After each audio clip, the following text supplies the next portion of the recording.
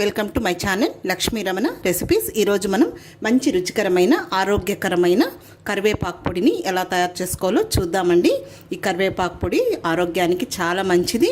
అలాగే బీపీ ఉన్నవాళ్ళు, షుగర్ ఉన్నవాళ్ళు, వెయిట్ లాస్ కావాలనుకున్న వాళ్ళు ఎవరైనా కూడా తినచ్చండి. మనం ప్రతిరోజు తినే ఒక 2 ముద్దలు ఈ కరివేపాకు పొడితో తింటే చాలా బాగుంటుంది. వేడి అన్నంలో కొంచెం నెయ్యి వేసుకొని కానీ, లేదు నువ్వుల నూనెతో కానీ, పల్లి నూనెతో కానీ ఈ కరివేపాకు పొడి వేసుకొని తింటే చాలా టేస్టీగా ఉంటుంది. కాబట్టి మనం ఈ కరివేపాకు పొడిని ఎలా తయారు చేసుకోవాలో కావలసిన పదార్థాలు, తయారీ విధానం ఒకసారి చూసేద్దామండి. ఇక్కడ నేను ఒక మీడియం సైజు కరివేపాకు కట్టను తీసుకొని నీట్గా ఒలిచేసేసుకొని వాటర్లో బాగా ఒక 2 సార్లు వాష్ చేసుకున్న తర్వాత ఒక హోల్స్ ఉన్న గిన్నెలో వేసేసుకొని వాటర్ అంతా డ్రైన్ చేసేసుకున్న తర్వాత ఇంట్లోనే నీడలోనే మనం ఆరబెట్టుకోవాలండి. ఒక క్లాత్ పైన వేసేసుకొని ఎండలో ఆరబెట్టామంటే ఈ కలర్ అనేది చేంజ్ అయిపోతుంది. సో ఇప్పుడు నేను ఆ విధంగా నీడలో ఆరబెట్టి పెట్టేశాను. చూడండి, ఈ విధంగా తడి అనేది లేకుండా ఇలా మనకు పొడి పొడిగా ఉండాలి. అలాగే కలర్ కూడా చేంజ్ అవ్వకుండా ఉండాలి. అప్పుడే మనకు కరివేపాకు పొడి అనేది కలర్ఫుల్గా ఉంటుంది. అలాగే మనం చేసుకున్న తర్వాత కూడా టేస్టీగా ఉంటుంది. ఇప్పుడు నేను ఆ విధంగా చేసి పెట్టేశాను. ఈ కరివేపాకుని స్టవ్ వెలిగించుకొని ప్యాన్ పెట్టుకొని ఇందులో ఒక టేబుల్ స్పూన్ నూనె వేసుకోవాలి. ఇక్కడ ఒక 15 ఎండుమిరపకాయలని చూడండి ఈ విధంగా తుంచి మనం ఫ్రై చేసుకున్నామంటే ఆ విత్తనాలు కూడా వేగి టేస్ట్ అనేది చాలా బాగుంటుంది. ఫ్లేమ్ని మీడియంలో పెట్టేసుకోవాలి. ఇలా కలుపుకుంటూ ఫ్రై చేసుకోవాలి, మాడిపోతాయి.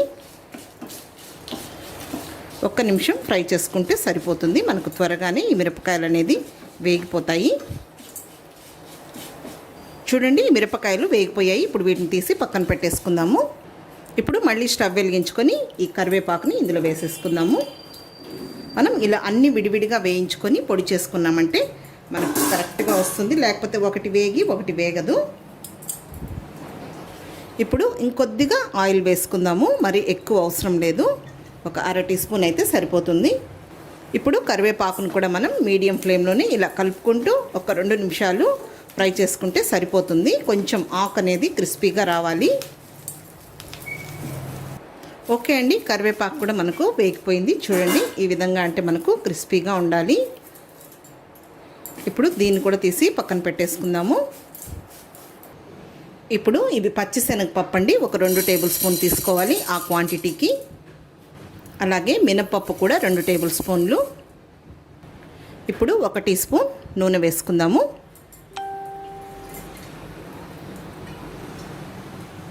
ఇవన్నీ కూడా మనం మీడియం ఫ్లేమ్లోనే ఫ్రై చేసుకోవాలి. హై ఫ్లేమ్ పెట్టామంటే మాడిపోతుంది, టేస్ట్ అనేది మనకు చేంజ్ అయిపోతుంది.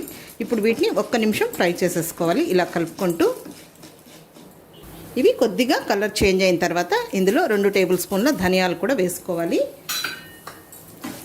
మామూలుగా ఈ కరివేపాకు పొడిని కూడా మనం డిఫరెంట్ ఫ్లేవర్స్తో చేసుకోవచ్చు. ఇందులో నువ్వులు, పల్లీలు, సో అలా డిఫరెంట్ స్టైల్లో మనం ప్రిపేర్ చేసేసుకోవచ్చు. ధనియాలు కూడా కొద్దిగా కలర్ చేంజ్ అయిన తర్వాత 1 టీ స్పూన్ జీలకర్ర వేసుకోవాలి. తర్వాత ఇవన్నీ వేగిన తర్వాత చివరగా కొద్దిగా చింతపండును వేసుకోవాలి. ఓకే అండి, ఇప్పుడు ఇవి వేగిపోయాయి. స్టవ్ ఆఫ్ చేసేసుకుందాం, చల్లారనిద్దాము. ఓకే అండి, ఇప్పుడు ఇవన్నీ కూడా చల్లారిపోయాయి. ఒక మిక్సీ జార్ తీసుకొని ముందుగా ఇవి మనం పప్పులు వేయించుకున్నాం కదా, అవి వేసేసుకోవాలి. ఈ కరివేపాకు పొడిని కూడా మనం ఆయిల్ లేకుండా కూడా చేసుకోవచ్చు, చాలా బాగుంటుంది. నేను అది కూడా మీకు వీడియో అప్లోడ్ చేస్తాను. తర్వాత ఇందులోకి ఎండుమిరపకాయను కూడా వేసేసుకుందాము.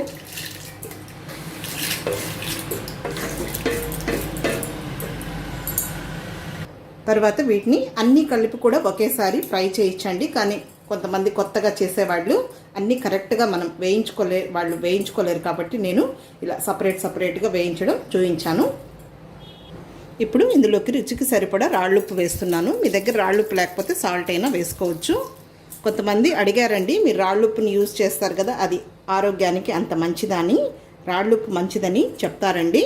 పెద్దవాళ్ళు కూడా ఎక్కువ మనకు రాళ్ళుప్పునే యూజ్ చేసేవాళ్ళు. కానీ మనకు మీరు గమనించండి, సాల్ట్ వేసే కంటే కూడా మనం రాళ్ళుప్పు వేసి చేస్తే మనకు పొళ్ళు కానీ పచ్చళ్ళు కానీ టేస్ట్ అని అనిపిస్తాయి. ఇప్పుడు దీన్ని కంటిన్యూగా కాకుండా నిలుపుకుంటూ గ్రైండ్ చేసుకోవాలి.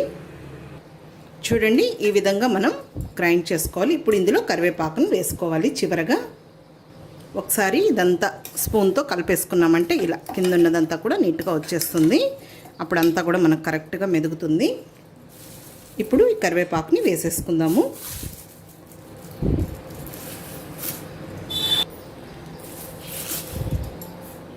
ఇప్పుడు గ్రైండ్ చేసేసుకుందాము. ఇక్కడ చూసారు కదా అండి, చూడండి ఈ విధంగా వేసుకోవాలి. ఇవి వెల్లుల్లి రెబ్బలండి. ఒక మీడియం సైజులో ఉన్నవి ఒక 3 వెల్లుల్లిపాయలు, పెద్దవైతే 2. కొంచెం లైట్గా పొట్టు తీసుకొని కచ్చాపచ్చగా దంచి వేసేసుకోవాలి. ఇప్పుడు దీన్ని కూడా జస్ట్ అలా గ్రైండ్ చేయాలి, మరి మెత్తగా ఉండకూడదు. చూడండి మనకు కరివేపాకు పొడి రెడీ అయిపోయింది. వెల్లుల్లి వేస్తూనే మంచి వాసన వస్తుంది.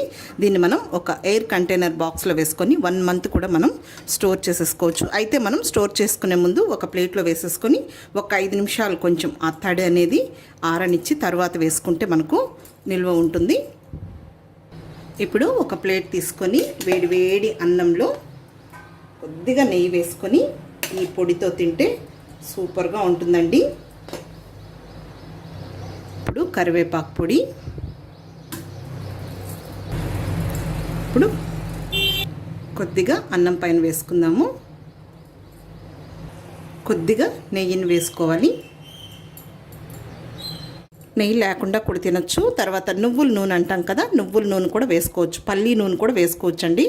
చాలా బాగుంటుంది. ఇలా వేడి అన్నంలో మనం తినే మొదటి ముద్ద ఒక 2 ముద్దలు కానీ కరివేపాకు పొడితో తింటే మనకు అంత హెల్దీ అండి. కాబట్టి తప్పకుండా ట్రై చేయండి, చాలా బాగుంటుంది. ఈ వీడియో మీకు నచ్చినట్లయితే నా యూట్యూబ్ ఛానల్ లక్ష్మీ రమణ రెసిపీస్ని కొత్తగా చూస్తున్నవారైతే నా ఛానల్ని తప్పకుండా సబ్స్క్రైబ్ చేసుకోండి. నచ్చితే లైక్ చేయండి, షేర్ చేయండి. ఇంకొక మంచి వంటతో మళ్ళీ కలుద్దామండి. నమస్తే అండి.